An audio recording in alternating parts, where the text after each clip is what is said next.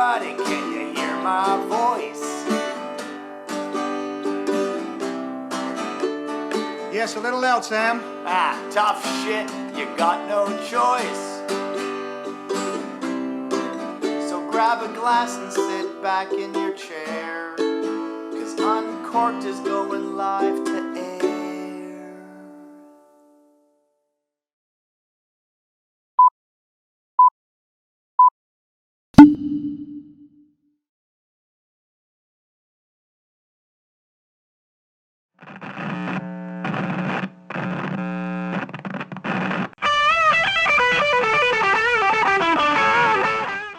It's time for another episode of Uncorked the Whisky Sessions with me, Boutique-y Dave. And I'm Dr. Whiskey. And what are we doing today? Sorry we're so late. I mean, we've been a long time since we've done our last one, but we've been busy doing all sorts of shit. But we thought we'd come back with... There's lots of things in the news at the moment, lots of whisky things in the news. Hopefully we'll all be out there touring around. I've seen a few of my friends touring distilleries, and one of my pals dropped by to Kleinleash and saw the new Brewer distillery just last week or this weekend? No, last weekend. Didn't get in, obviously, but took some pictures of it. And so we thought, why don't we talk about some of these closed distilleries that are reopening, because there's 3 of them all announced on one day, and that's what I thought we'd talk about today. So we dragged some guests in to talk about these closed distilleries.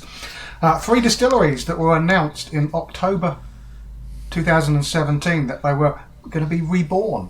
These legendary distilleries of Port Ellen, of Rosebank, and of course Brewer. Now most of these distilleries have created this, or got this legend about them now because they've become collectible. There's certainly some of them, Brewer are pretty rare as rockin' or shit, I would say. I mean, you very rarely see much Brewer. They never released a single malt during their operating years, did they, as a brewer? And I don't think Port Ellen did either. Although Rosebank did have an 8-year-old, I seem to recall, and there was a 12-year-old in the Flora and Fauna. Yeah. Aye. Oh, there's one of our guests just popping what's in that there. voice? Ah! Sorry. Excellent.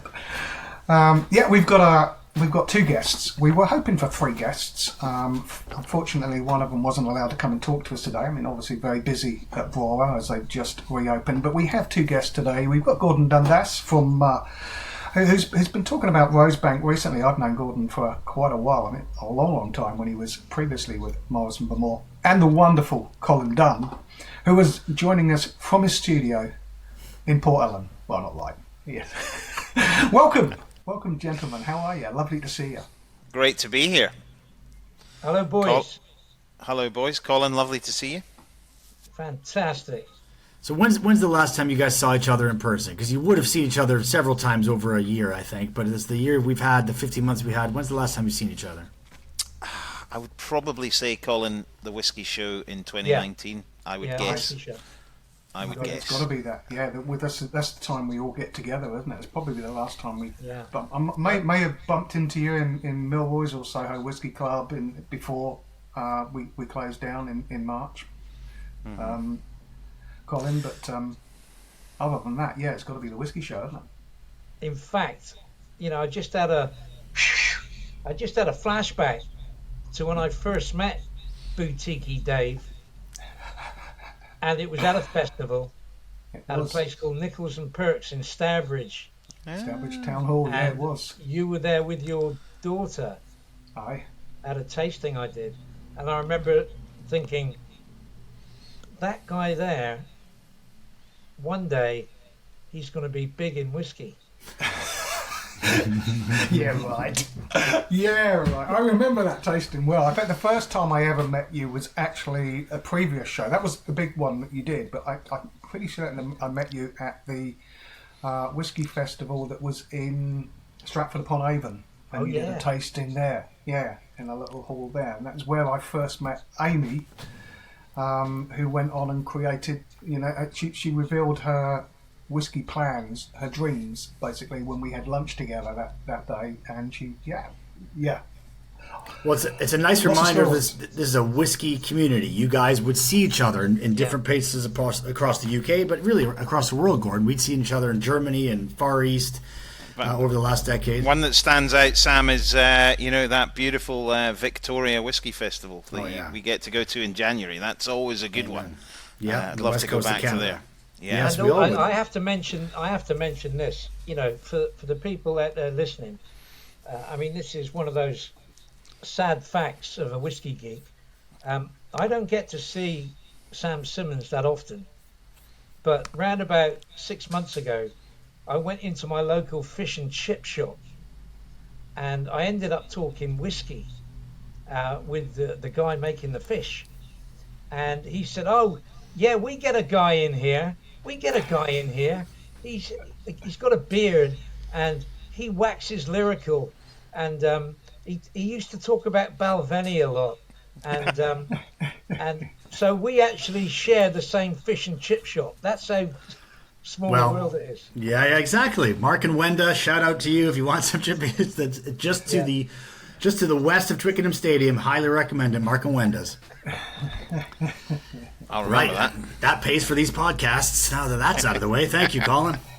But it's hard, hasn't it been? It's been hard for all of us. I know we've spoken a little bit about it offline. Certainly, Dave and I have, and you guys. But for people like us who are used to being with other whiskey lovers, and that's what attracted us to this industry, to these roles that we have within it.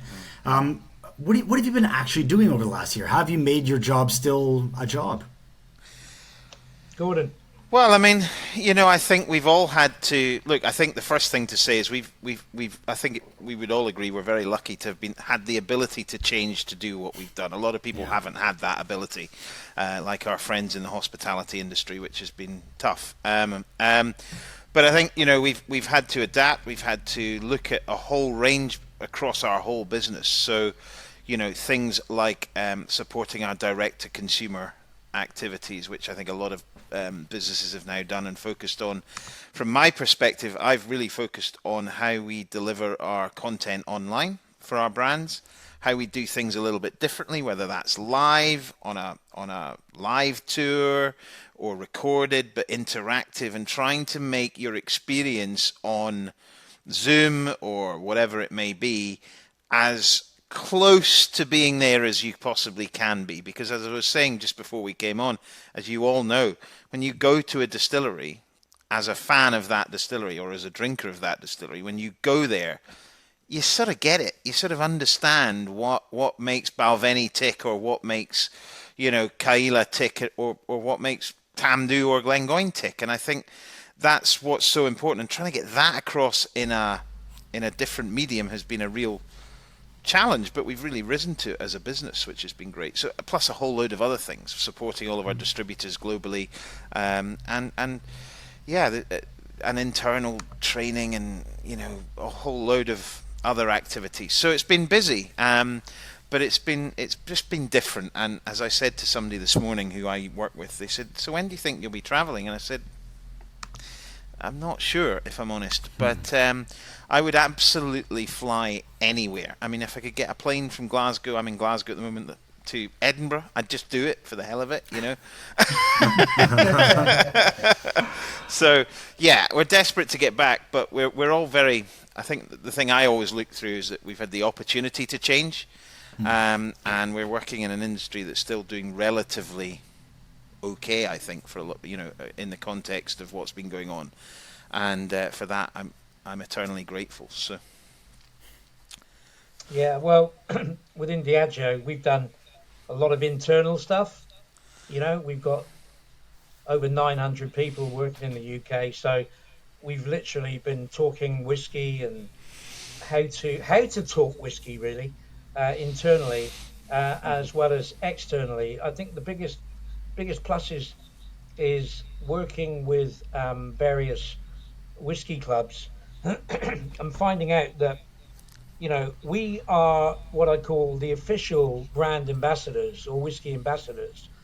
But in the last 16 months, I've met a lot of people who I think could do it as well as what I do. There's some names out there that are not in the industry, but they're whiskey lovers. And when I do these online tastings, I ask them to write their tasting notes in the column, and they're better than what we come up with. And they've got as much enthusiasm, in some cases, even more than what we have. So that's been a real eye-opener, because from within the industry, we've all been scraping around to find new ways to excite you. It's made us think out of the box, you know. I've been doing whiskey and literature nights, you know, whiskey and whiskey and words, and getting people involved who are not necessarily just whiskey fans, but they have a love of words, and that's been almost as important in the last 16 months um, than actually looking at a screen. It's how do you make your liquid come alive without saying, well, this one's been aged in bourbon casks and this one's been aged in sherry casks. You go, we Are you doing my accent? Is that what that was? No. Oh, you've got to get finest oak in there somewhere, surely. The But finest you've got oak. you've Which got one to is the go. finest oak? It makes you think out of the box, you know. Yeah. You've got to be more upfront and more real. And for me, it's been a pretty positive last year and a half, really. Yeah, So and I wait, think. oh, sorry. I think the really encouraging thing is, as well, is that when things, let's hope they do get back to a sense of normality very soon, and we are allowed to get back to what we do and we enjoy, a lot of what we've done will still be going forward. You know, a lot of what we've done on, you know, those learnings will still be used in the coming years, because, you know, this kind of, you know, Zooms and things, it's not going to completely stop when we all go back to what it was like before. It's not. It might still be 20, 30, 40% of what we do. So I think it'll be an evolving beast as well. And anything for me that is the death of PowerPoint, I love. I'm not, I mean, everything used to be done by PowerPoint. If you can, one of the things we learned, and Colin may appreciate this, is that we did a lot of internal training sessions, and you know, you can do death by PowerPoint on Zoom and Teams really quite easily, and death by PowerPoint in person is quite tedious also. However, what we did is we did conversational training. So we effectively got, for example, Sandy McIntyre, who's a distillery manager at Tamdhu, he did a live tour driving around, you know, but conversational style. We also sat down Robbie Hughes, who's our group distillation manager, and he talked about, you know, the key elements of Glengoyne in a conversation style. And the feedback we had from that, from the internal team, was, wow, what a great way to spend an hour, much better than looking at PowerPoint pictures of, you know, barley and malting and all that kind of thing. We learned a lot, and so that was a real big thing for us, and you know, we've taken that forward into our other stuff that we do. So Yeah. it's how you do it, and bringing personality to this kind of thing is really important. Yeah, you're right. I mean, it's almost like, you know, opening up an old distillery. You know, you've got the old way and you've got the new way. So the old way, when I started in the industry last century, every tasting that I did, the whole audience was over 50, it was all male, and it was drunk one way. Now that audience hasn't gone away, they're still there. So you got to look after, you know, they are the bread and butter. Now you've got the cream, you've got the bright young things of the 21st century, and they don't want that. They want something a bit more, you know, whether it's whiskey in a cocktail, which 10 years ago I nearly got kicked off the island of Isla for asking for a Lagavulin and Coca-Cola, right? It didn't matter that Dave Broom had written a book about it and said the flavors marry together so well. The fact was, in the bar, they served me the drink separately. They wouldn't give it to me together. But now, probably about 30%, 40% even, of the work that I do, I'm speaking to audiences between 18 and 35. So I have to take that on board and not just doing facts and figures, but give them more of an emotional experience. Yeah. The whiskey ambassador from the old days would find it pretty hard in the new days. It's not just a different audience, but you've got to cater for both. So, you know, just to give you a very quick example, one minute I'm in front of 50 bright young things in a bar in Shoreditch. The next night, I'm in a smoke and leather armchair in a 5-star hotel, drinking whiskey wheat, Nisky. in aesthetically put together glasses. Yeah. Worlds apart. Yeah, So you can't forget either of them. In fact, you've got to work with both of them because both of them are not going to go away. No, well, it's a great reminder that we do work in a very diverse category, although it gets criticized for not being that diverse. As a drink, it does attract many different-minded folks, more than we maybe realize, or more than we even market to officially as an industry. As you say, even 10 years ago, a smoky cokey was, blasphemy to so many, where now it's the necessity. But that really brings us to where we want to talk about today, this intersection between the traditional and the modern, the tradition, the past, and the future. And there's no better example, really, than the rebirth of 3 great distilleries that we can all speak about today: Rosebank, Brora, and Port Ellen. Yeah, bringing back distilleries back to life surely can't be easy and got to be really expensive. I mean, both Rosebank and Port Ellen had no stills, didn't they? I mean, there was no stills were left. There was nothing left of the stills were stolen at Rosebank. They were. Yeah. Let me tell you just very quickly about not the stills, but if you're bringing back an old distillery or you're doing a distillery, you'll get to a figure. It's going to cost this. Double it.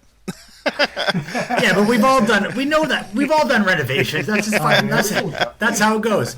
But before we even get to the stills and the stuff and the rebuilding, can we just start at the beginning? Like, let's go back to the 70s even, this boom period in Scotch whiskey we always hear about or read about. And then the lull that followed, the whiskey loch that built up in the 80s, and then some of the casualties of that. Can we sort of paint a picture of the world of whiskey as it was 50 years ago?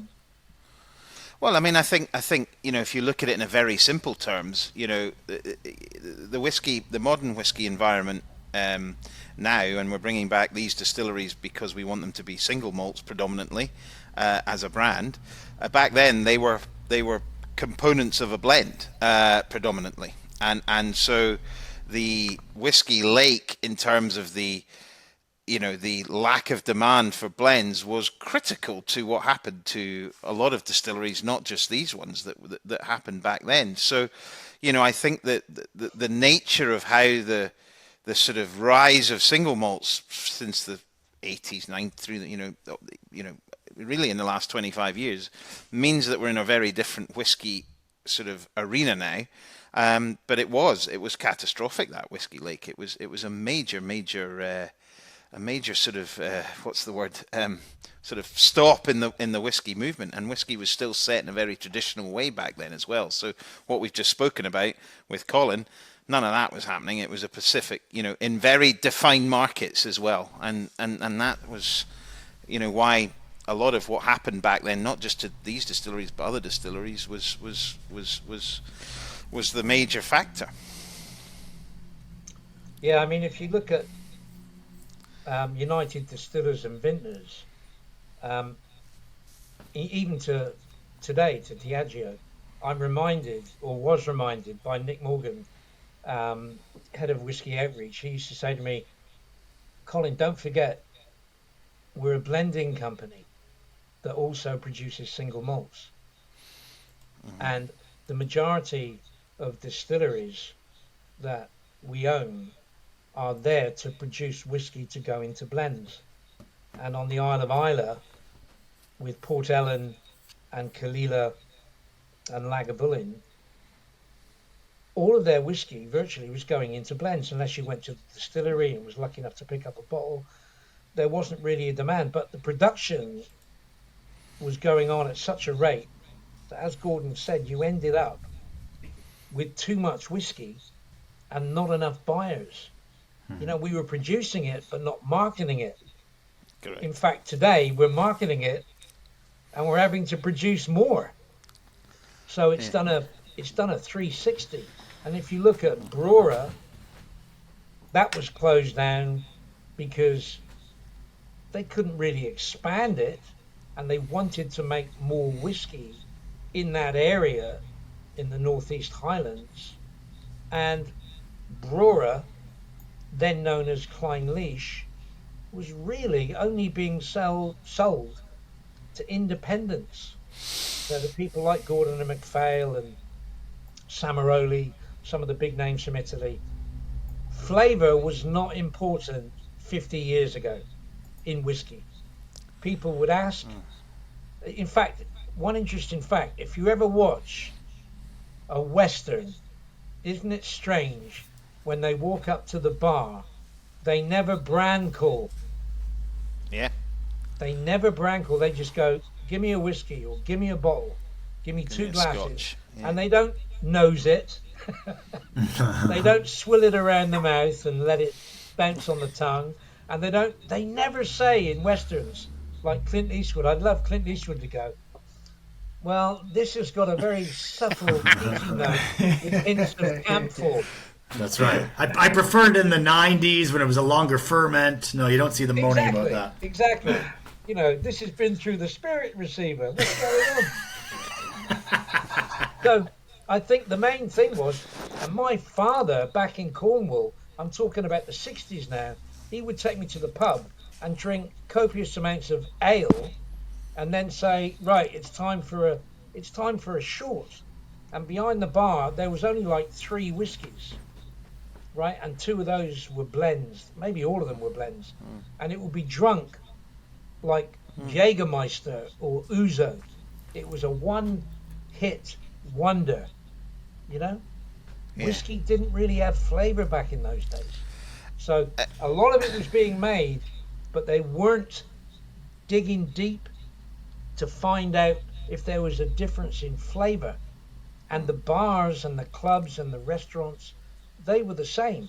In fact, the first word I ever heard, and everybody's heard about the word, is when somebody goes, I'd like a whiskey, please. How do you like it? I like it smooth. That was the word. And that was the same in wine. I like it smooth. All right, but certainly for the blenders, flavor would have been very important. That Port Ellen had a certain character, or a Clynelish, which became Brewer after the new Clynelish was built up the road. Flavor must have been a part of it. But I think for some listeners' benefit, can we just start at sort of what these distilleries were at the time? Like you say, they were ingredients for blends. Predominantly, yeah, for sure. Predominantly. So Dave, do you have information about Clynelish in particular, maybe?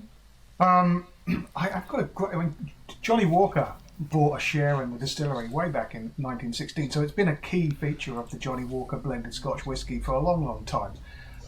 What I did know is notice that it wasn't until 1960 that the distillery was even electrified. It was running on coal power from Brewer up until 1960. And I remember reading that in a few old books that I've got up there about running off of paraffin, distilleries running off of paraffin, but this one was running off of coal from the locally mined coal. 1960s, everybody was drinking blends. The blended Scotch whisky had taken over the world, as everyone wanted a Scotch and soda whiskey. It was Scotch whisky, blended Scotch whisky. So Johnny Walker, I guess, would have been the key whiskey this was going into at that time. Ainsley's? I don't know. I'm not sure, actually. There's probably a few. There were many brands, of course. I mean, the thing was, in most cases, although we know now that these distilleries had individual flavours, back then they were just there as a component. And the only real standout in our portfolio was White Horse did use that little bit more of Lagavulin. So if you are lucky enough to pick up a 40s, 50s, 60s White Horse, you get Lagavulin. Now, White Horse, which is incredibly popular in Brazil, not in the UK, I don't even think there's a drop of Lagavulin even going into that now. Yeah. But back then, if sales of White Horse was going down, obviously they weren't using as much Lagavulin. They couldn't market Lagavulin at the time. Port Ellen was seen as not as individualistic as Lagavulin. In fact, when it closed, it was almost a toss-up between Kalila and Port Ellen. As Rosebank, you know, there's always a question of, if it isn't this one, is it going to be that one? And Port Ellen, unfortunately, in '83, was deemed to be the casualty, so to speak. And interestingly enough, we've all come to, very quickly here, we've all come to appreciate, in the whiskey world that is, Port Ellen, but very few people have tasted young Port Ellen. No. And I've actually got a bottle on the shelf here of 9-year-old Port Ellen, 9-year-old, from Signatory, who bought 5 barrels late '83 and put 1 out as a cask strength Port Ellen at 9 and 4 out as a 40% Port Ellen under the Scottish Wildlife series. And I was given this a while back by a gentleman called Sakinder Singh. He gave me this whiskey blind, and he said to me, "Tell me what you think this is." So I said, "Well, it's obvious. It's a 9-year-old Port Ellen." No, I didn't. Of course it is. Of course it is. Why not? But and I said, "Well, to me, this tastes like a young Kalila." And guess what? They're similar. Right. At that age, they're similar. They all had. We did them back to back, Kalila and Port Ellen, 9-year-old. And Weren't they all using the same peated malt at that time, 35 ppm, Lagavulin, Kalila, and Port well, Ellen? they were using the same peat, but they had different cut-off points, Right. and they had different fermentation times, Yes, you get a difference, yeah. and they've got different stills. So it's interesting. This was brought up a while back. I'm not going to go too deep here. The cut at Lagavulin is from like 72 to 59. It's a big middle cut. Kalila, which is the same ppm, is a much smaller cut. Do you know what I mean? So although the peating levels were the same, they were making different style whiskies. Yeah. And Yeah, it's to just exactly finish what I on wanted it, to say. both Port Ellen and Brora, in a way, were victims of overproduction and the whiskies not being sold. Of course, now everybody wants to get hold of them. Now they're going for massive amounts of money, and they are different. They were different. It was a different grain. It was different wood. There were slightly different methods. I know that when Port Ellen reopens, they've got the plans and they've got the heating times, the fermentation. They're going to try, as you know, Ardbeg did, as Brooklady did, to make exactly the same whiskey. But we all know, we're guaranteed there'll be some old timer who'll go, "Nah, it's not like the old stuff." And guess what? Will It will can anyone never be around like to the old taste it? stuff. It can never be like the old stuff. No. Will anyone be around to taste it then? You know, we've got to wait a considerable time before Yeah. the new distilleries are at any age similar to what's around at the moment. I mean, I was reading, just flicking through this earlier, Pete Smoke and Spirit, and reading in there that Andrew Jefford was talking to someone on the island about Port Ellen and saying the cask program at the time was simply refill bourbon at Port Ellen. And in addition, there was a shortage of casks at that time due to overproduction. He said all the sherry casks that were around went to Lagavulin, and Port Ellen was really just getting the tired cask sort of thing. Refill bourbon. Plain. Yeah. And so that decision was really made by the blenders to close Port Ellen because the oldest spirit at that time would have been approaching just 16 years of age, leaving it sort of somewhat unproven compared to Kalila and Lagavulin. Yep. Well, so if you have that choice on Isla, then maybe that makes sense within your arsenal. But Rosebank, a distillery well connected by a canal, so in terms of shipping, that was one major advantage. Worm tubs, unusual for a lowland distillery. All sorts of wonderful features. Tell us about Rosebank back in the day. Well, I mean, Rosebank was, it was it was a lowland whiskey, which, let's face it, was probably arguably, maybe less so now, but the most unfashionable of the regions, potentially.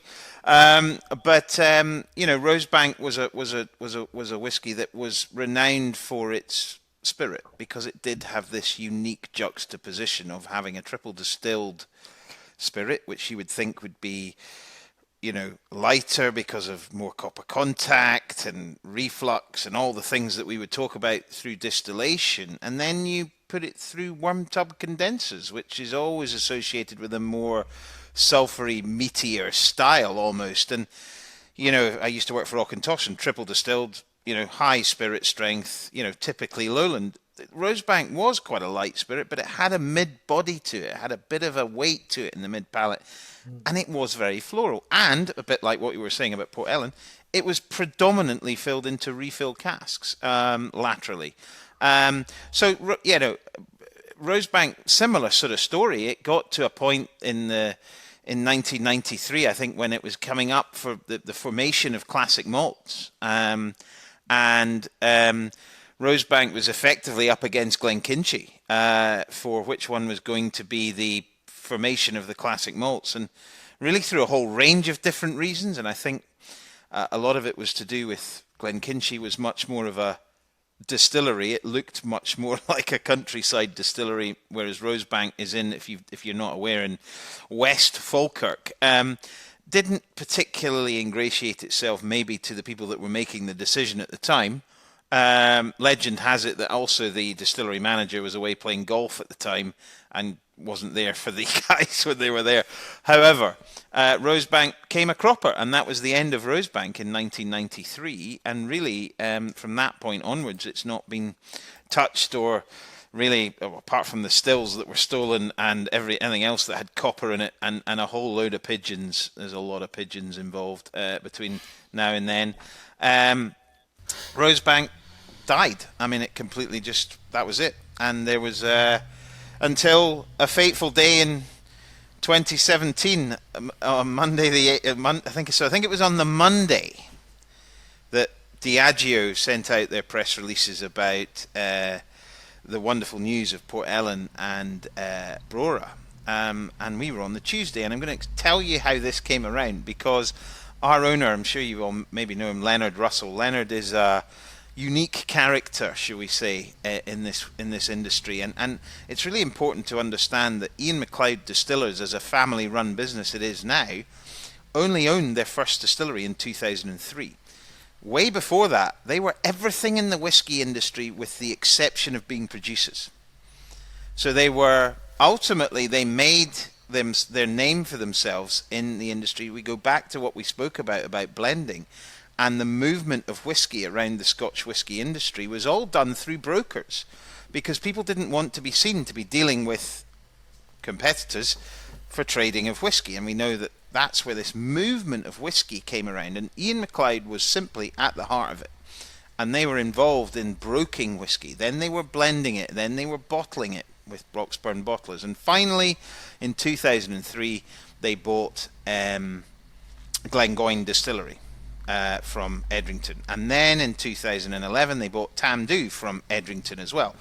Rosebank was the next sort of thing that we wanted to do, and it was down to the relationship the business has with Diageo, as well as the ability for us to do what we wanted to do. So Leonard, who at the time was speaking with the board of Diageo fairly regularly about how we were going to do the deal and get the remaining casks and get the IP and get all the, and the buildings were owned by the canals and all this sort of thing. We were pretty much ready to go in mid-2017, and I think Leonard was spoken to.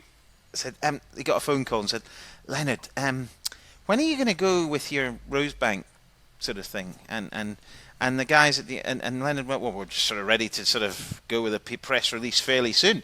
And I think, "Do you mind waiting until the 9th of October or whatever it was?" And they were like, "We'll tell you why." And Leonard was like, "No, don't tell me, because I'll just have a few drinks at the weekend and tell everybody." Leonard, so it was as much a surprise to us. Tell me anything, Gordon. Well, it was as much as a surprise to us on that Monday morning, and Leonard sort of walked in at 10 o'clock. He went, "That's probably what they were going to tell me 2 months ago, but I'd said I didn't want to know because I would just tell everybody. So we just had a quick meeting and went, well, let's just go on the Tuesday. Why not? Let's just make it new distillery, rebirth distillery week. And there was about 3 or 4 journalists who were not very happy. 1 or 2 were on holiday. One who produces a very famous yearly yearbook was like, "Oh, really?" Yeah. So I was not best pleased because his book had just been published, hadn't it? Yeah, it had. His But 18th edition. He was great about it, and what a great book it is. But yeah, that was the formation of Rosebank from an Ian Mcleod perspective. And what I'm charged now with doing is we have all the remaining stocks of Rosebank, but this is a bit like the similar situation for Diageo, is that we're not going to have a whiskey from Rosebank until 2030. I can also assure everybody here there'll not be a Rosebank gin. So while it's and this is the really interesting part of this, and I hope Colin would agree, while we produce beautiful whiskies like this, and this is a 30-year-old Rosebank, the oldest we've ever produced, beautiful, typically Rosebank, typically spirit forward, refill casks 100%. That's fabulous, and it's doing great, and there's a lot of demand for it. The whiskey we produce in 10 years' time has got to talk to not just the Rosebank audience who remember Rosebank from back then, but they have to talk to the other audience that Colin mentioned earlier, and to those other people who want to drink whiskies and want to drink a really tasty 10-year-old whiskey.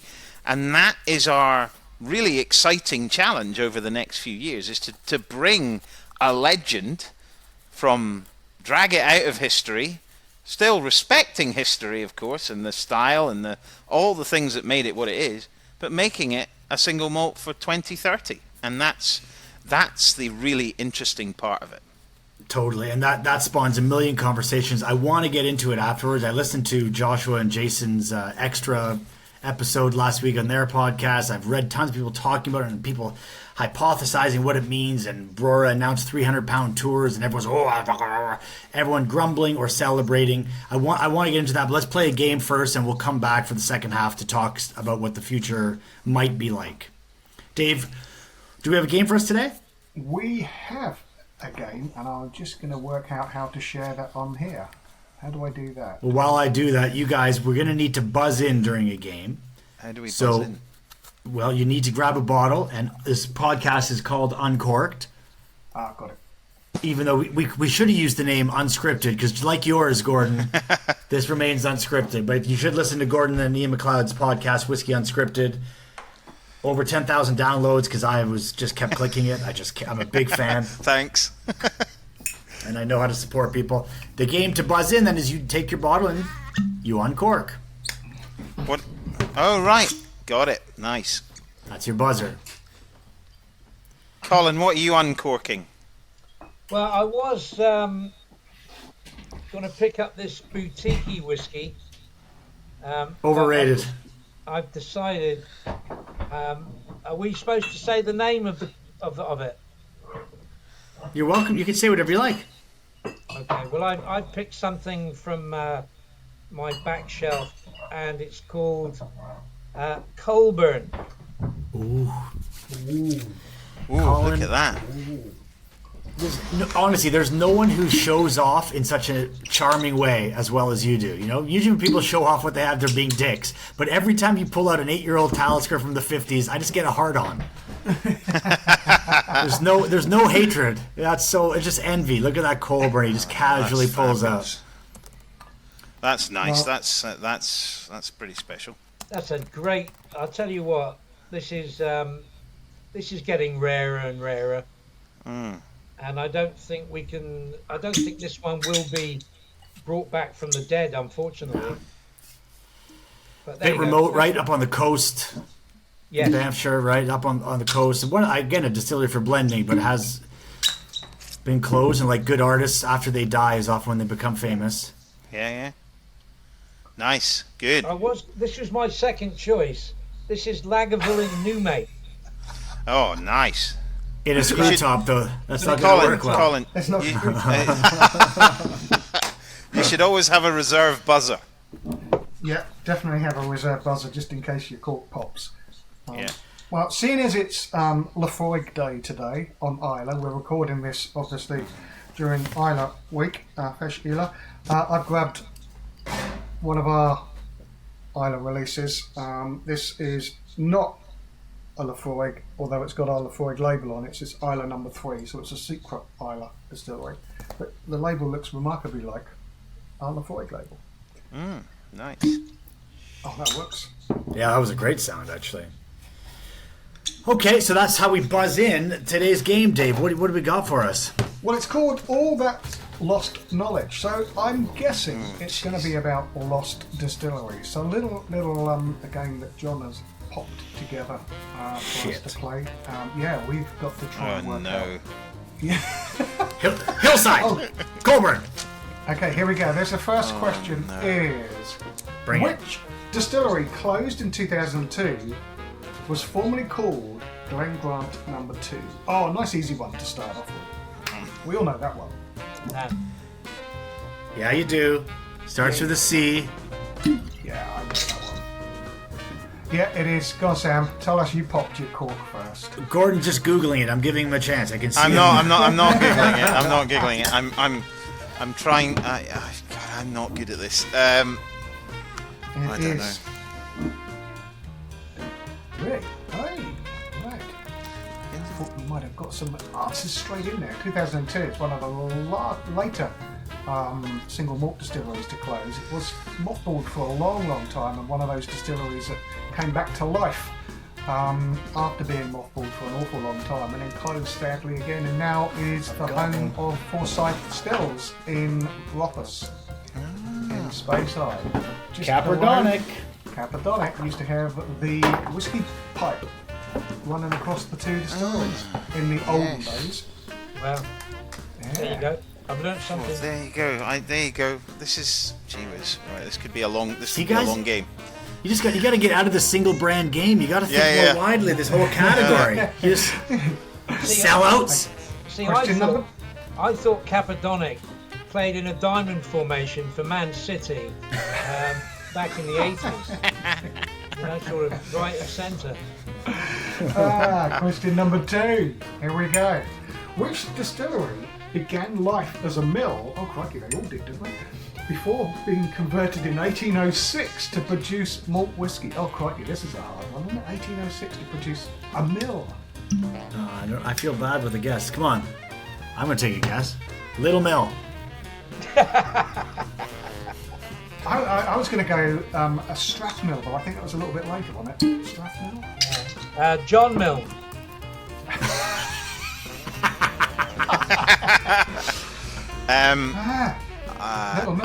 What I would guess is bet it's got to be a Lowland, hasn't it?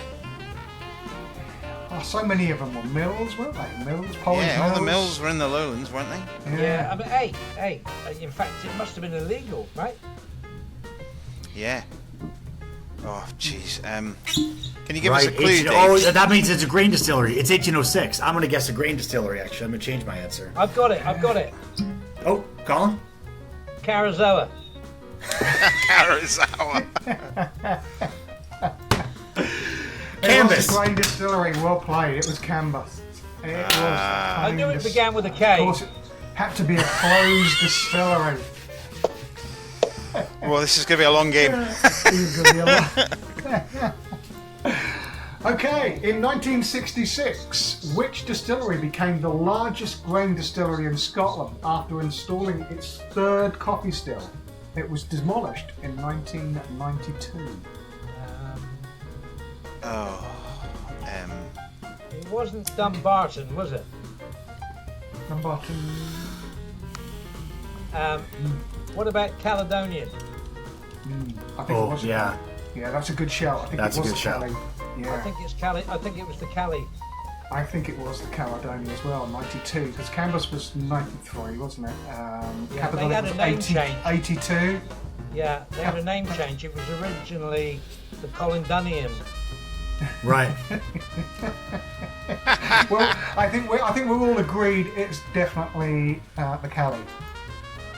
Carsbridge. Oh. Really? Oh, God, I would have Really? no idea.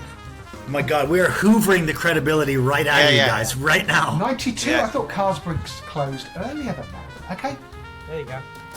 But just so we're clear, that's what this is about. Even as nerdy as you are and as much as you love and have that emotional connection to whiskey and Aye. can profess it around the world, we don't have to know all the answers. Nerds out there who are competitive and shaming each other online, that is not cricket. Stop it. This is good fun. Let's raise each other up, not knock each other down. That's the end of that. Learned something. Carsbridge today, 93. Carsbridge, 93. Oh, Register fun. that in the brain. Wow. Which closed, soon-to-be-open distillery was originally called Clonmel? Come on, Gordon, quick, pop your cork. Shares a name with a woolen company, I think. Yeah.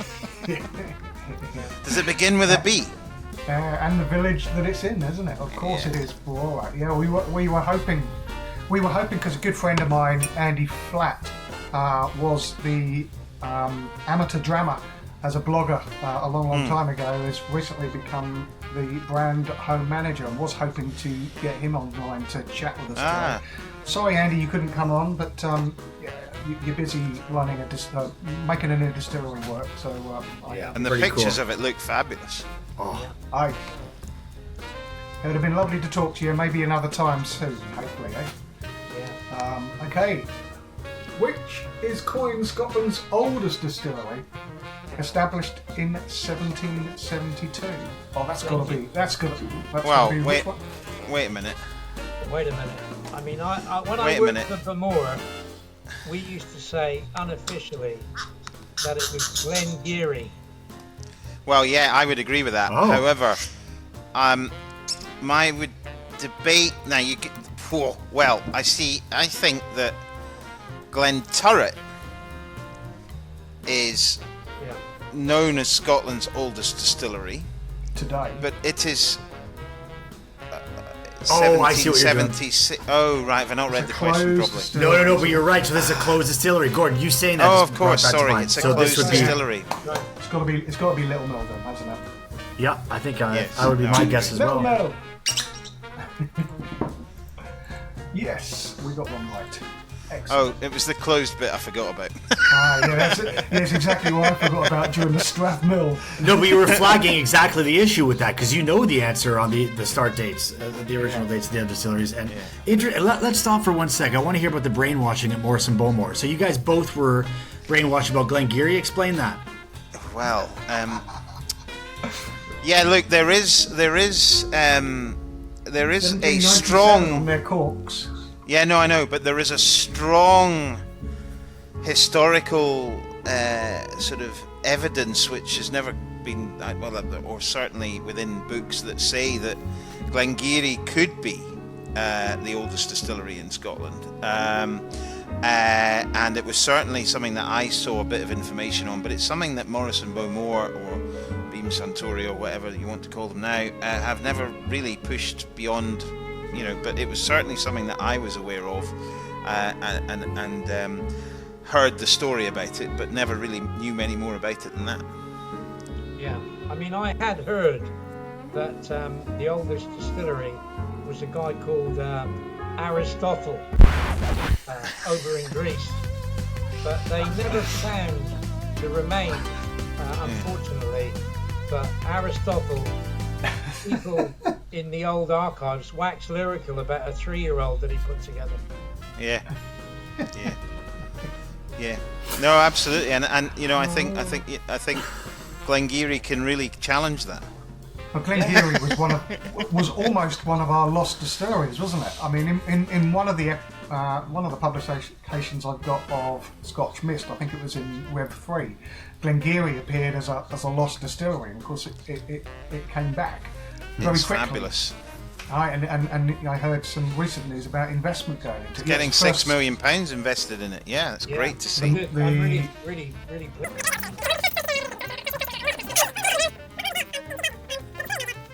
We've got another question up here on the let's do it. screen. This is a tough one. Which distillery was originally named Inverness and had a short stint as a brewery? I'm going to go out and get some fish and chips. Yeah. This is. I have not heard of Inverness at all. I've never heard of it either. Where's the Scotch Mist? Where's the Scotch Mist? I gotta get my Masako Udo book out. Where's that? It's down here. I've got the new version, but there it is. Nerds at home, if you made it this far in the episode, take a You've guess. done well.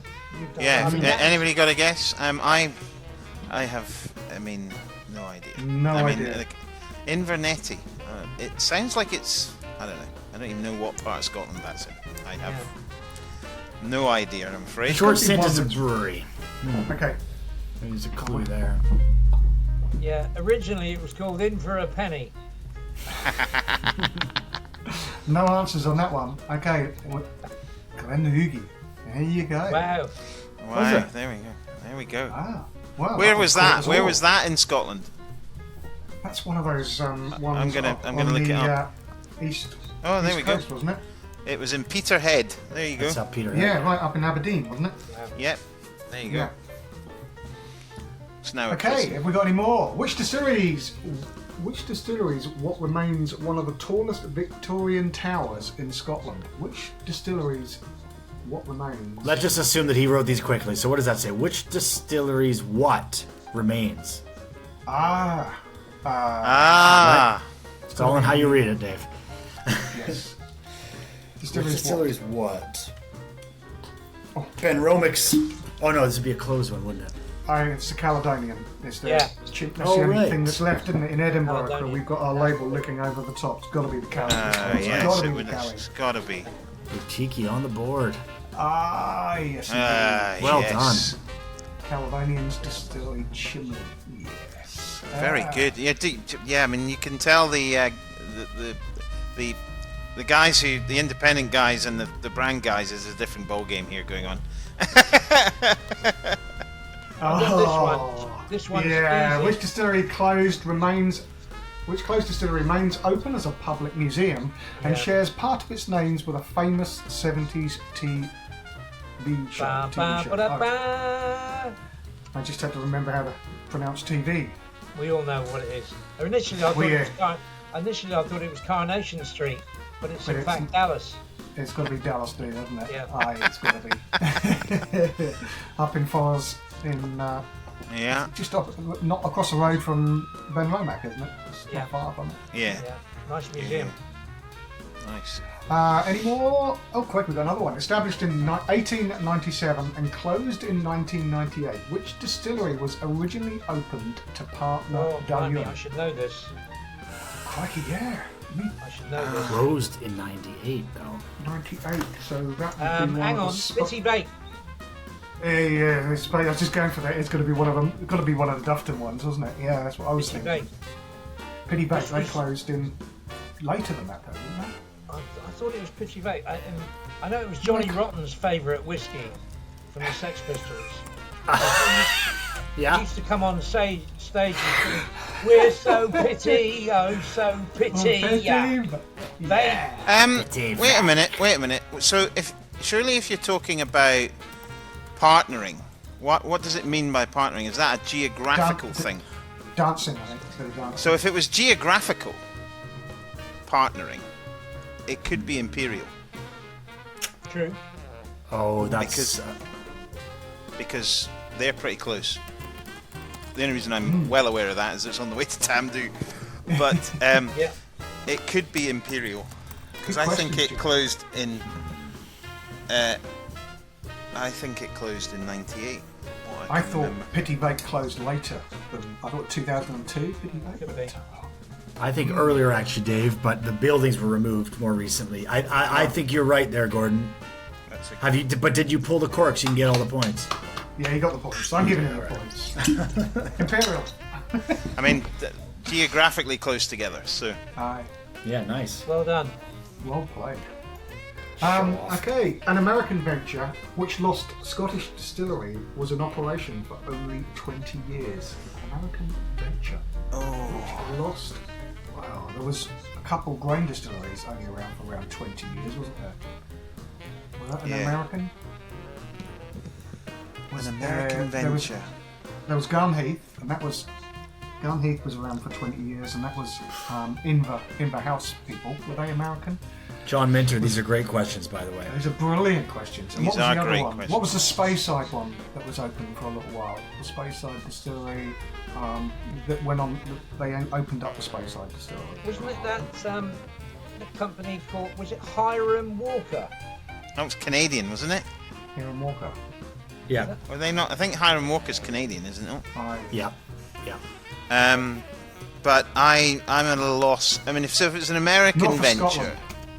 North of Scotland. Oh, right. It's Grain Distillery. That was open for 20 years, wasn't it? Is that an I'd like American to say venture? I yes, didn't know Dave. that. I'm not sure. Yeah. I don't know about the Americans, but I'm just thinking there were two, weren't there, that were around for 20 years. Two grain distilleries, 20 years. I can't remember exactly, but yeah, one was north of Scotland, and that was going to be a malt distillery and then a grain distillery. Or what about the distilleries that were within the malt distilleries that were within grain distilleries? There was a number of them, weren't there? There was. Oh, would that count? They had one. North Scotland had a Ladyburn. distillery inside. Yeah, Ladyburn within Girvan. That wasn't American. Was it? Strathmill. No, Strathmore, I mean, was inside North Strathmore Scotland. was inside north of Scotland.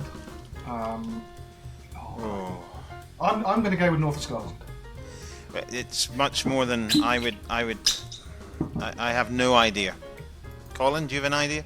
Oh, bloody hell. Convilmore. Oh, King No, Clay. definitely. Down with a K. Yeah, no, I was just about to say that. Bloody hell, I can't remember that one. Where was that one? That was a gonna have Loathing, to- wasn't it? We're going to have to dig that one out. Okay, write that one down. I'm gonna Well, write that one down. If you're a I'll come King back to that Claith collector, we'd love you to get in touch. Yeah, if anybody's got any Kinclaith, that would be nice to know. one. Approximately, how many lost Scottish distilleries are there? Nobody knows. This Well, is where where did you you- get the yeah. nobody knows card out, surely. Nobody knows. Because there were so many illegal ones. For Yeah, well, shooting 1830s to 50s, the turn of the century, 19th to 20th century tons. 1920s, there were tons of closers. 30s as well, then 80s, of course. How many were lost? I mean, in there's about 30 in Campbelltown. Yeah. Alone, yeah, Right. that's right. So depending on along what a timeline. So why don't we say 800? Why don't we go for a big number? I'm gonna. Yeah. It's got Yeah. to be nobody knows, surely. It's got to be. Okay. I would go big numbers. Nah, that's not 70. true. That's not true. No, but it's from us. He's probably done it where he researched it from a certain time point rather than since you were born, Colin. Yeah, he's got to go. He's got to go. Well, thanks for playing along with us. That was really interesting. Well played, John. Yeah, no, well played, guys. That was my knowledge of lost distilleries needs to improve, clearly. So, what is the original name of Port Ellen Distillery? Port Ellen Town, you mean? You can call it that if you want.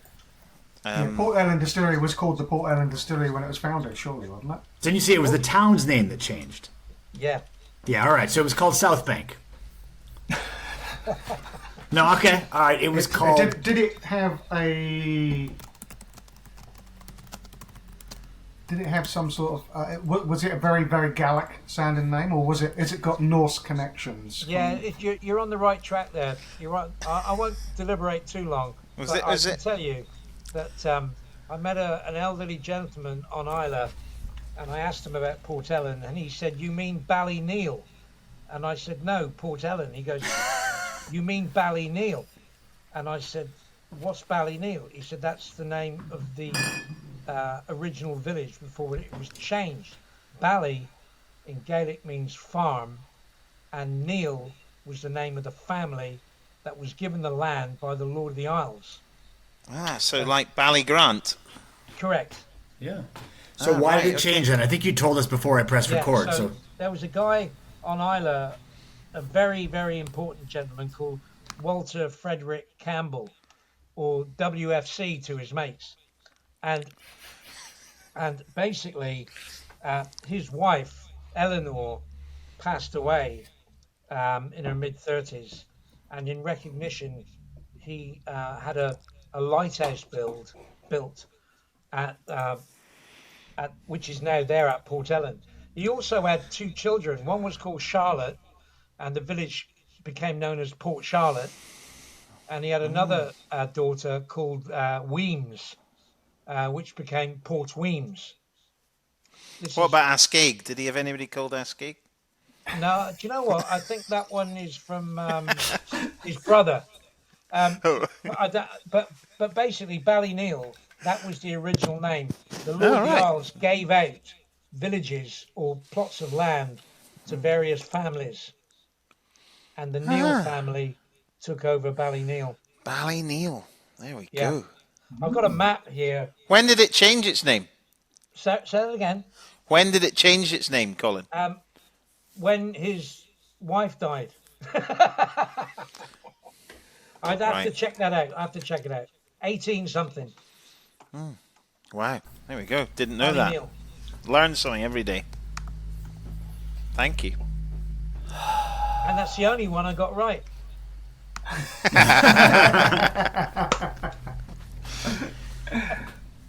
Well, look, on the same day, as we mentioned, there was an announcement of $15 million by one company, $35 million by another, to reinvest in rejuvenating these dead distilleries, Brora, Port Ellen, and Rosebank, brick by brick in some cases. Recently, Brora's been announced as open, and we've seen new releases of aged, sexy whiskeys from Rosebank. How are these distillers? Everyone's asking a million questions around, what's this going to look like? Is it going to be the Port Ellen of old? Do we even want it to be if you've ever tasted an 8-year-old Port Ellen? These types of things. Is it just a vanity project for people involved? Is it a money grab? How do we see it? What conversations are you guys involved in at work about what the ambition is? Well, I mean, certainly from a Rosebank perspective, when a respected journalist like Michael Jackson says that if there's a God, then Rosebank would be reborn, then you're a bit like, you've got a significant weight on your shoulders in terms of what you're trying to do with this distillery. So certainly we don't have all the background information on Rosebank that as much as there was probably in the Diageo archive, and they were very helpful to us. So we are very conscious that we have to, it was a very unique distillery because of the things we've spoken about, triple distilled, and you do not see that setup in any single malt distillery. Triple distillation and worm tubs are like two opposites. So using our ability and our talent in the business, Robbie Hughes has been worked at about 30 distilleries in his life, so he's got a lot of experience. We're aware that when we settle on a spirit, that will be it. We will want to use we've got a bit of tweaking and things to do, but ultimately, we want to produce a whiskey that will celebrate, the style of Rosebank, which is a very floral, fruity, but a bit of weight in the palate. It is a lowland. But it was always in refill. So the first cask we will fill will be refill casks. They will not be first fill sherry butts like maybe Tamdhu, for example, or whatever. So, and we will aim to produce a whiskey that celebrates that style, of which Rosebank is. There's not many whiskies like Rosebank, actually, and you could also say that of Brora.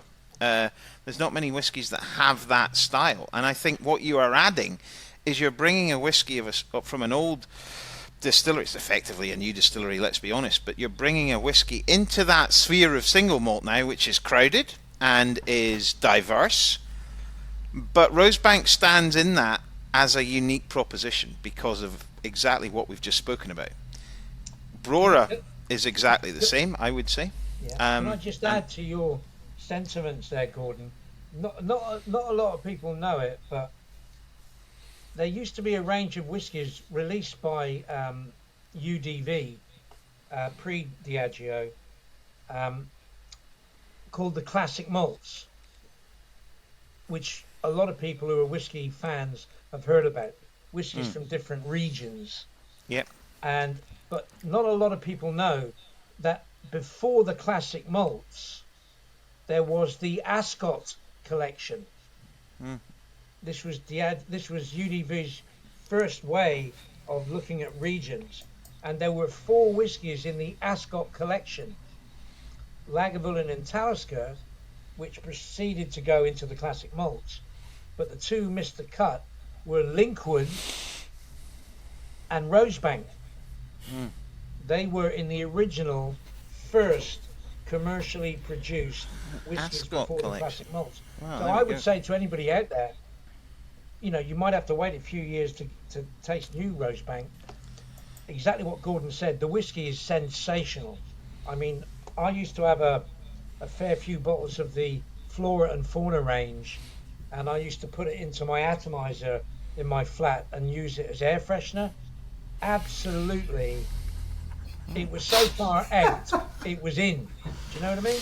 Can I just say, Colin, trying to get hold of some old Flora and Fauna, and then spray it around your flat before the prices go mental, which they Yeah. undoubtedly will. I have a couple of bottles, Colin. I'm going to stop using shake and vac, and I'm going to do that.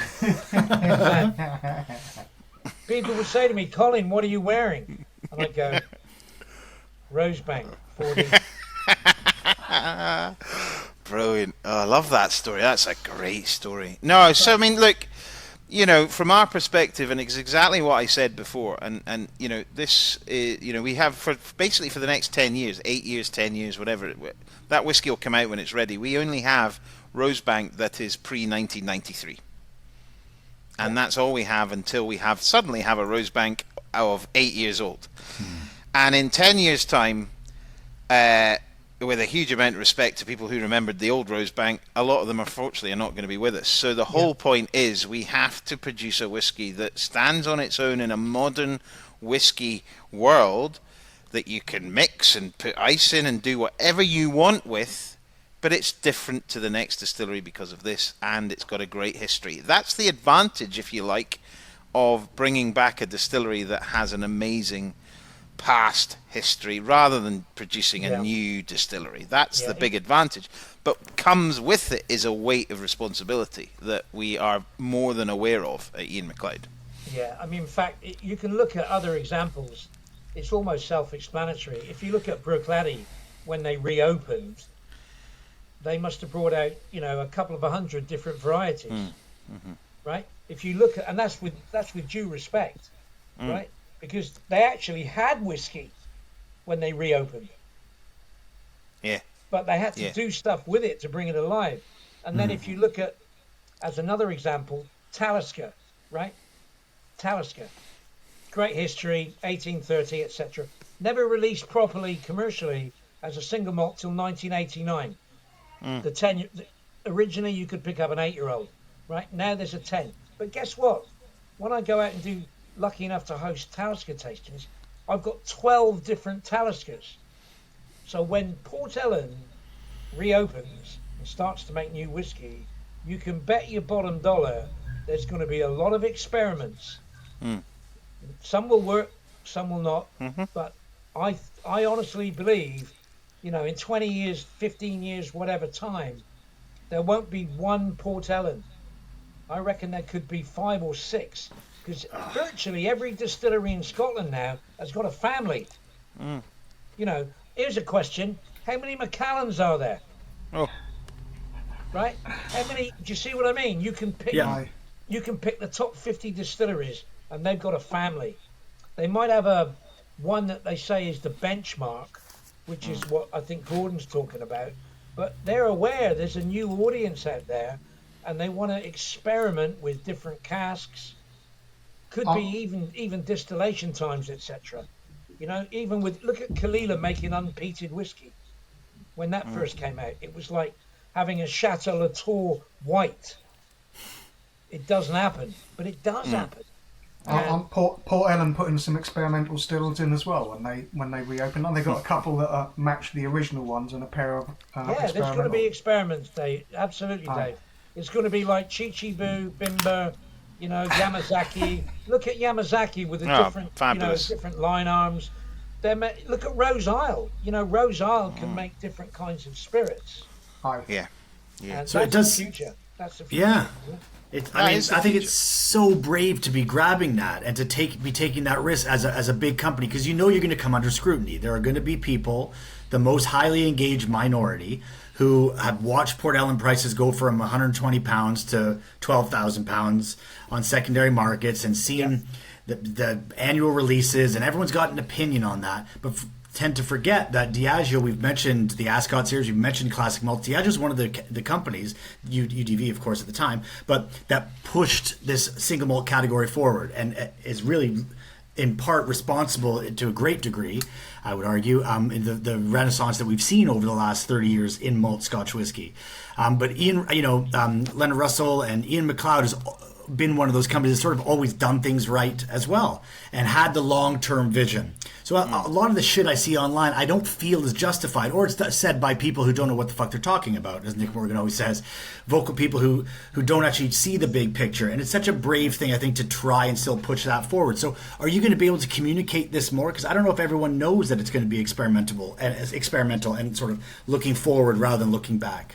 I think what I can say is, God, I sound like a politician now, trying to make sure I'm saying the right thing, you know. Just get your jab. Just get your fucking jab. The bottom line is, the company, Diageo, tell people like me when they've got everything in place and it's ready and they can shout about it. But if it isn't in place, they would be wary of saying something that they didn't deliver on, because everything that we do is always under scrutiny. And I'm quite happy to wait to see. Port Ellen's still a long way away. Really, it's a long way away. Brora, another story. You know, the stills were there. They were ready to go. They had all the information about making the whiskey. So that was literally, a ready to go distillery. With Port Ellen, the footings there had collapsed. The whole place there needed renovating. Yeah. It's still going through teething problems. But the end game, as you quite rightly said, Sam, and Nick Morgan has said often in the past, they're going to try to do the right thing. And seriously, I believe that, because the one thing I've learned in my sojourn, my time at Diageo, is the majority of times they're telling me the way that it is and not to give out information unless I'm 100% certain. It's really that simple, Some companies can say things that can be laughed off or forgotten. With us, it's going to be next day's news. And you are well aware, all of you, sometimes the amount of stuff that we hear or read. I don't think I need to say any more, No. Everybody I know who works at the distilleries has their heart and soul in what they do. Absolutely. Yeah, on Isla, just look at the people look at Pinky at Lagavulin, look at Stuart Bowman now at Bamore, right? Man, these are real people, and sometimes it hurts me when I hear words said in a negative fashion. It's easy to throw stones at Goliath. Anyway, that's the rant. It's over. They're reopening. Jesus, they are. We were told for years, why don't they reopen it? Now we are.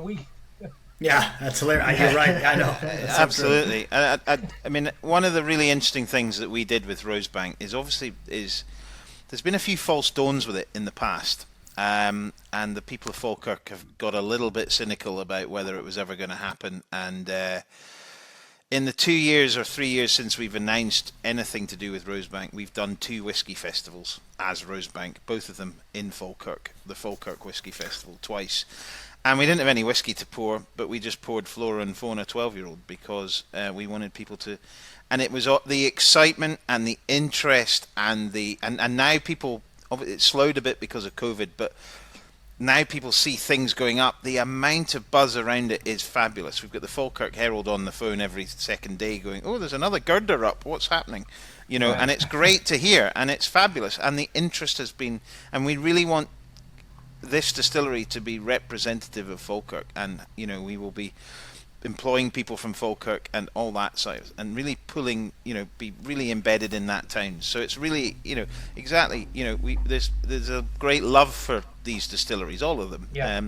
But Rosebank, from our perspective, is all about where it is, and that's really, really important to us.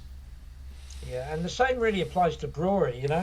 The tours are expensive, but you are going to be tasting some expensive whiskey of dwindling stocks. And you're going to be tasting them in situ. on site. Yeah. I mean, it doesn't get any better than that. And you'll be talking with the distillery managers, and you'll be meeting the people there, and it's a real deal. Across the road, you've got Clynelish. It's almost like a Glenfiddich Balvenie scenario, old and new. Do you know what I mean? Yes, Yeah. but, I totally get it with Brora. I'm so pleased that, you know, for the village, the townspeople, you know, in the past, you know, the only place you could get Brora was in the Marine Hotel on the high street, where they had a barrel behind the bar, and they would fill you it up and stick a label on it, and you'd take it home. Yeah, nice. You know, and if anybody goes up to Brora, go to the Marine Hotel. There's almost like a homage there that they've built, and now they're full up. Fantastic! How good is that for the local people? You know? Yeah. Local And community. it reminds me a little bit of Tamdhu. If you just go to Tamdhu for a while, Tamdhu was a distillery bought in 2011, mothballed. Never a big single malt brand. And Leonard decided, I want to make a particular style of whiskey, much more ahead of the commercials, you know. And so we're only going to use Oloroso sherry cask, first fill, refill. That's all we're going to use. American oak, European oak, and so that every Tamdhu is that. And a lot of people have garnered a real taste for Tamdhu, and it's producing what I would call old school sherry cask, you know, Speyside, which a lot of people love. And a lot of people want to visit Tamdhu, and they're all like, why don't you have a visitor centre? Why don't you do that? And we're like, well, it's not set up for a visitor centre. If you've been to Tamdhu, it's not the most beautiful distillery in the world, but it's never going to... If we did do a distillery visitor tour, it would certainly not be the £10 or £20 tour, because that's not the way we would ever set it up. And I think that's the point. Each distillery can do different things really, really well. And you do them in the way that suits you. And if you look at Glengoyne welcomes 90,000 people in a normal year and does the £10-12 bus tour, and it works really, really well. Tamdhu will never be that. Rosebank will not be that either, because we don't have the whiskey. It's a similar situation. So what I say to people is, well, why can't I visit Tamdhu? Well, you can during the Spirit of Speyside Whisky Festival, but that's it. The reason being is we're spending the money on the brand. We're spending the money elsewhere because it's a small brand still, and we've got to go like that before we even think about a tour. And if you want to go to Speyside and do great tours, there's so many other great places to go and do great tours, then we would really recommend you did that. Yeah. But still, so that's sort of our philosophy at the moment with Tamdhu. Can I just say, for anyone out there who reads books, do you remember books? They used to be quite fashionable. Yeah, they were quite cool, yeah. For quite a I'm while. surrounded by them. You used to do books and whiskey tastings, didn't you, Colin? It's never going to take off. It'll never take off. Brora. Oh, look at that. Look at that. Wow. Right. Oh, nice. This is an amazing book with, That's fabulous. you know, all the pictures and the labels and stuff. Written by a guy called Patrick Brossard. And if you want to know a bit about Brora, I have no vested interest. The guy is an out-and-out whiskey fan, and he took time out to write this book. Nice. There you go. Well, that's the kind of dedication a distillery like that has, and so it helps justify the tour price, because it's to a limited audience anyway. A busk passing by isn't going to be interested in visiting Brora. They won't really get the full picture anyway, so it's for a limited audience. I would love to do one of these 300-pound. You know, the tour is the Awakening, I think it's called. There's the 600-pound one, which I think is a full day. I can't take a full day talking about whiskey. The most I could do is about an hour. Speaking of which, we should probably wrap up soon. But I think the kind of people that make that kind of pilgrimage, we relate to. And it's not about money. It's about the experience that you can never, you won't be able to repeat that in 5 years. It's the experience. That is the word. It's a very overused word these days, but it is about the experience. And, you know, everybody, you know, you go to Glengoyne, you get a great experience. It's a different experience to what you'll get at Brora or what you'll get at another distillery. But it's a great experience, and it suits a particular audience. And the whole point is whiskey has to suit a variety of audiences, and that is exactly, whether it's taste or experience, it's the same thing. So, if I'm not mistaken, the Boutique-y Whisky series have brought out both a Port Ellen and a Brora in the past. Am I right? We've only had 2 batches of Brora, very, very small batches. batches of Port Ellen. I think the oldest one being 33 years old. And 2 Rosebanks. We did You a did bring 26 out some and a Rosebanks, yeah. 28-year-old. Yeah, 90 and a 92, I think they were. Yeah, absolutely. I was looking for them, thinking I might have had a sample, but no, I don't. Did they have age statements? The Rosebanks definitely did. The Brewers definitely didn't. So we had a 26 and a 28-year-old Rosebank, but the Port Ellens, most of them were no age statements, and then we had a 33-year-old. But the brewer that we got hold of, very, very small batches and no age statement on them. Yeah. What's quite interesting, and I'm very conscious of the time, is the topic of this one, raising the dead. What's quite interesting for me is I have a bottle of Boutique-y Whisky here. Can you tell me what it is? Looks like Strathmill. Looks like Strathmill, but I can't see close enough. Can you bring it? I can't see it. You move it off. Has it got Goldilocks and the 3 Bears on it? Yeah, that's. Oh no, that's Overeem. This is That's Overeem. Now, Overeem used to be made in their house, and then they moved it, I think, to Lark Distillery. So think about that. It's almost like you've taken it from one place, and now you're making it in another place. That's a whole different show there, Sam. That gets me thinking. You're absolutely right, but I think I see why you raised that, because some people are accusing the situations at Bromore and Port Ellen of not, they shouldn't have the right to use the same name. It's a new distillery. It's like doing something. That's not what it's about. It's not about the technical connection, and that's what I think. I think it's so great what you guys were talking about off the top. What you love about your jobs is espousing the emotional connection. You fell in love with Islay Whiskies at the feet of Jim McEwen, telling you stories, and it wasn't even in the details of the stories that rose this passion in you. It was in the telling. It was in the character, and I think that's what we all try to do, and it's what we all what resonates with all of us in whiskey. And I think when we get tied down to fermentation times and, the still house moved and, it's a different distillery manager, so it's not to say, we're missing the fucking point. Yeah. Yeah. Absolutely. I agree. I couldn't agree more. There's a little bit here, right? I think Sam knows this, right? But one of my favourite people wrote a book called Fear and Loathing in Las Vegas. But the original title was Fear and Loathing in Port Ellen. And the first 3 lines were, we were somewhere around Islay on the edge of the Port Ellen distillery when the whiskey began to take hold. I remember saying something like, I feel a bit lightheaded. Maybe you should drive. And suddenly there was a terrible roar all around Port Ellen, and the sky was full of what looked like huge bats, all swooping and screeching and diving around the distillery, which was going about 100 miles an hour with a top down on the way to Ardbeg. And a voice was screaming, holy Jesus, what is this goddamn whiskey? The inimitable Colin Dunn. Thank you for that little vignette at the end. Didn't realize that. I totally missed that part when I read the book, so that was beautiful. Colin Dunn, Gordon Dundas, thank you guys so much for the time. Nice to chat with you anyway. We could have chatted forever. I hope we can see each other soon in the flesh. Let's hope. Yeah, and good to see you guys. Good to see you, Sam. Good to see you, Dave. And Colin, as ever, a pleasure. Thanks for having me. See you all soon, hopefully. And here's to everybody at home. Hope you enjoy this. Yeah.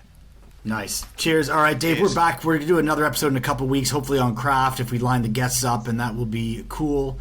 In the meantime, what are you up to?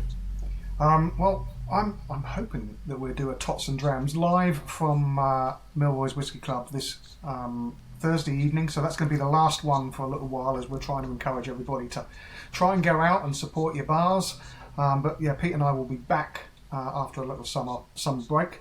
Monsters of Pete this weekend. I'm doing a whiskey tasting with the Dusty's Whisky Club in Bristol, with lots of Islay themed, fresh ale themed tastings, and so we've got a 7 whiskey lineup of Islay treats, which I'm really looking forward to. You got any Ballyneal there? Yeah, we've got a bottle of Ballyneal hidden under the table here.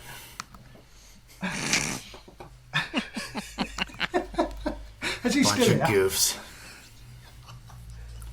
Okay, cheers, boys. Cheers, guys. Thank you. How do we sign off, Dave? I don't even know how the fuck we end these things. well, Oh no, he that's- just left. Shit. You just.